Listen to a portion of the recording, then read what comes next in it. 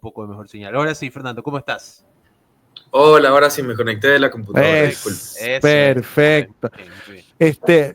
Fernando, ¿cómo has estado? Muchas gracias por estar con nosotros. Gracias por darnos estos minutos.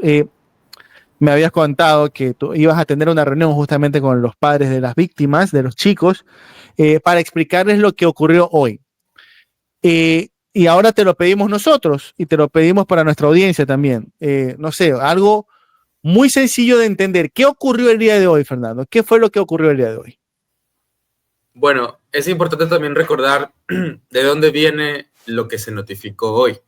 Cuando se conoció de la desaparición forzada de los 4 niños, automáticamente el CDH activó un habeas corpus. El habeas corpus no es solamente para personas privadas de libertad, sino que también para personas incomunicadas y que la última vez que se supo de ellas es que estaban en contexto de detención.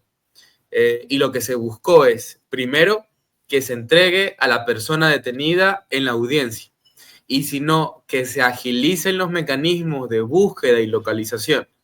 Era lo que se pedía y además, como consecuencia también, que la investigación que se encontraba en Fiscalía deje de investigarse como desaparición involuntaria y se investigue como desaparición forzada. Básicamente ese fue el objetivo que se planteó en la demanda inicial. En la audiencia se conoció, por supuesto, otro tipo de detalles. Por ejemplo, la detención arbitraria, ilegal, ilegítima que hubo, y además esta falta de incumplimiento de requisitos que tuvo Fuerzas Armadas al momento de detener a los chicos. La jueza, al ver eso, tenía que también responder a ese incumplimiento de procedimientos que derivó en una vulneración de derechos. Y por lo tanto, primero reconoció de que hubo una desaparición forzada en manos del Estado, porque la última vez que se supo de los chicos estaban en manos de Fuerzas Armadas. En efecto. Y lo más relevante para nosotros, porque para ese rato ya se había retipificado desaparición forzada. Entonces ya no era una expectativa de ese proceso. Lo que sí nos pareció relevante es que estableciera medidas de no repetición. ¿Cómo asegurar que nunca más niños sean sujetos a detenciones e incomunicaciones por parte de agentes del Estado? Ordenó no solo disculpas públicas, sino formación, la identificación de en qué fallaron para que ocurra esa desaparición forzada en manos del Estado y la investigación. Se ganó, obviamente no pudo determinar quién era responsable penalmente hablando, porque no era la competencia de la jueza, pero la exministra Mónica Palencia, actual embajadora ante la Organización de Estados Americanos, fue la primera en apelar la sentencia, señalando de que primero no había desaparición forzada, amenazó a la jueza con iniciar acciones administrativas por dañar el derecho a la honra de ella y de su institución, entre otras cosas. Apeló. Luego le siguió al ministro de Defensa.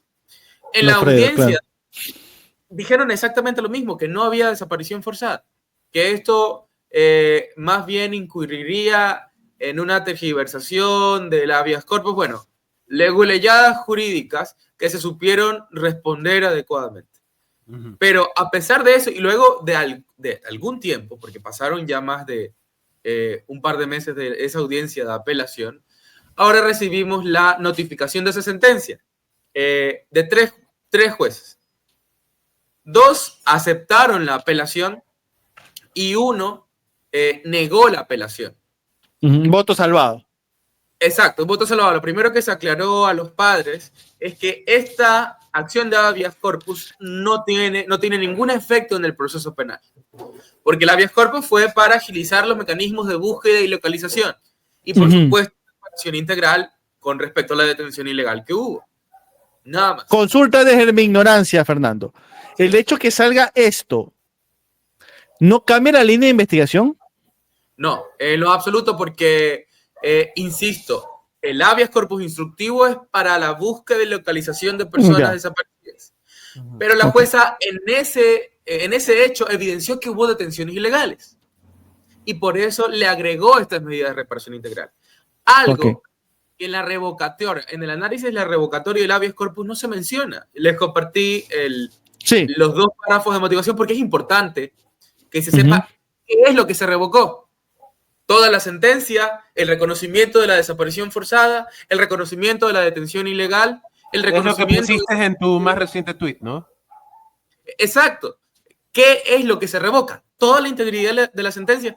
Evidentemente esto va a ser impugnado automáticamente por parte de nosotros por una inexistente motivación.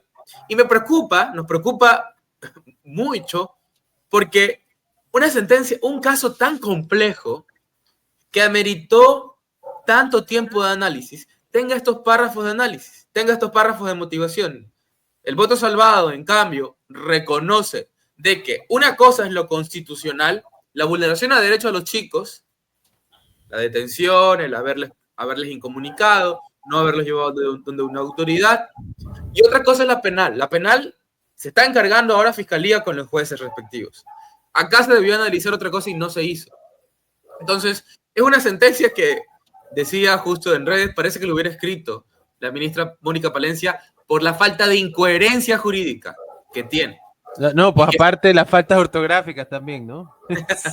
El Sí. mal del, siguieron decir, al mal del sur. ¿Qué es el mal del sur? En el sur hay un mal. No sabía yo. Y Así falta le de llaman, tildes y ¿no? todo eso. Bueno, está bien, está bien. Entonces, claro, evidentemente es una pésima sentencia y insistimos, no tiene ningún efecto en el proceso penal. Lo que sí tiene efectos es la justicia en el marco del reconocer de que aquí hubo un incumplimiento de procedimientos. Y que el gobierno no quiere reconocer eso, por supuesto, hablamos de impunidad, hablamos de crimen de Estado. Ya con eso nos queda sumamente claro.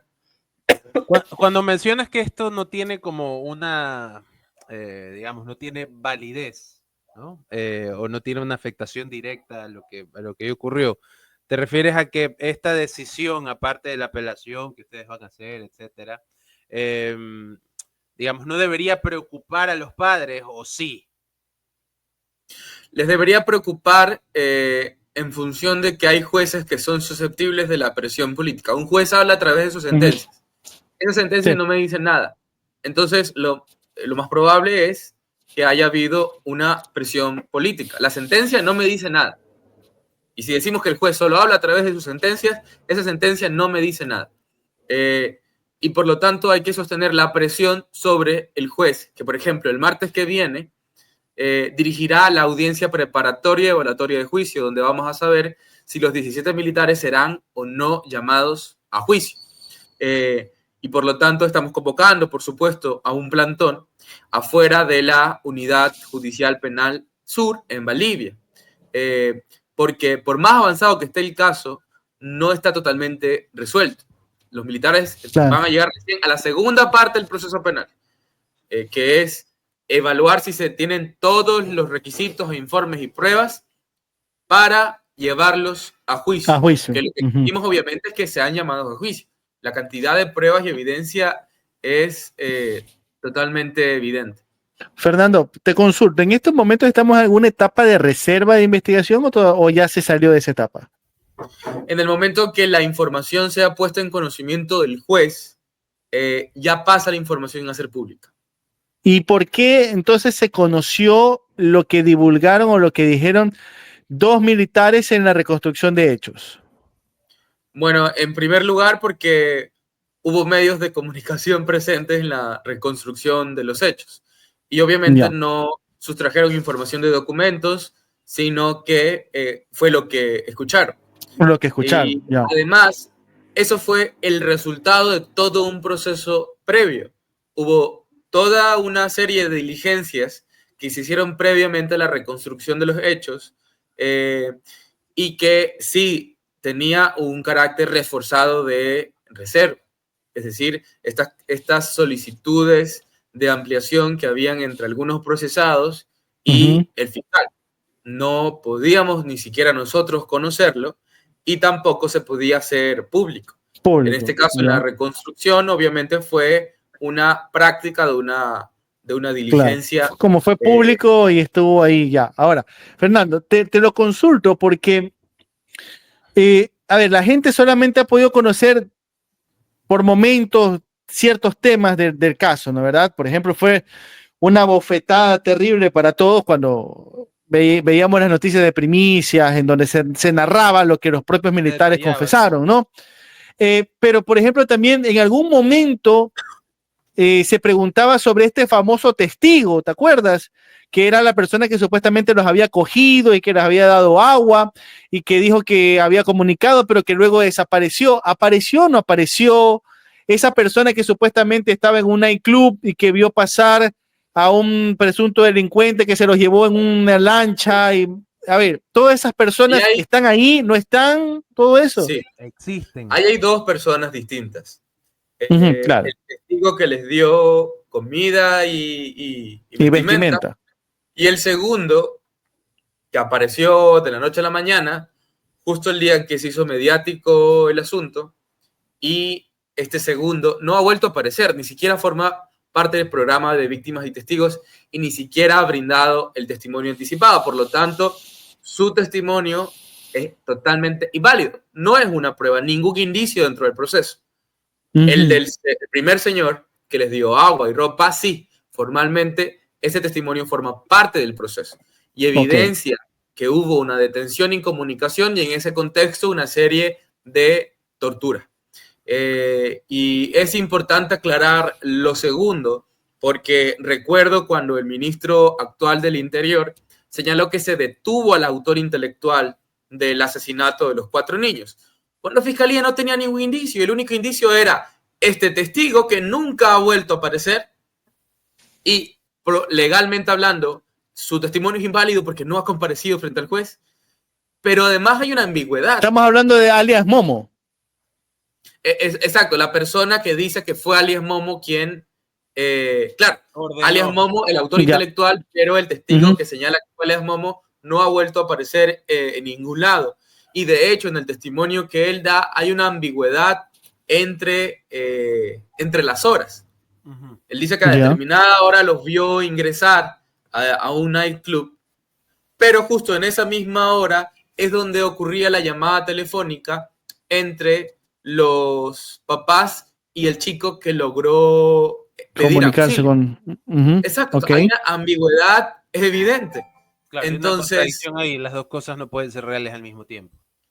Correcto, entonces tengo por un lado el primer testigo que ha participado, forma parte del programa, ha comparecido frente al juez, se ha sometido a preguntas y contrapreguntas, y tengo a otro lado este testigo que nunca más volvió a aparecer, que de por sí su testimonio es ambiguo, pero es el argumento estrella del Estado para decir que fueron las bandas del crimen organizado. Tanto así, para traspasar el caso de secuestro por muerte a Quito, supuestamente porque existe una criminalidad organizada en el caso y que pone en riesgo a los jueces y fiscales de acá de la ciudad. Entonces hay mucha ambigüedad en esa información y por supuesto ya ha avanzado el caso de desaparición forzada y tomando en cuenta que toda la información que se ha levantado en el caso también se la ha aportado en el de secuestro por muerte, pero no nos vamos a comer el cuento para siempre de que fueron bandas criminales. Si los militares nos mintieron durante 5 meses diciéndole que no los tocaron, ahora vamos a exigir que nos digan realmente cuál fue la intención de llevarlos hacia esa zona despoblada. Perfecto.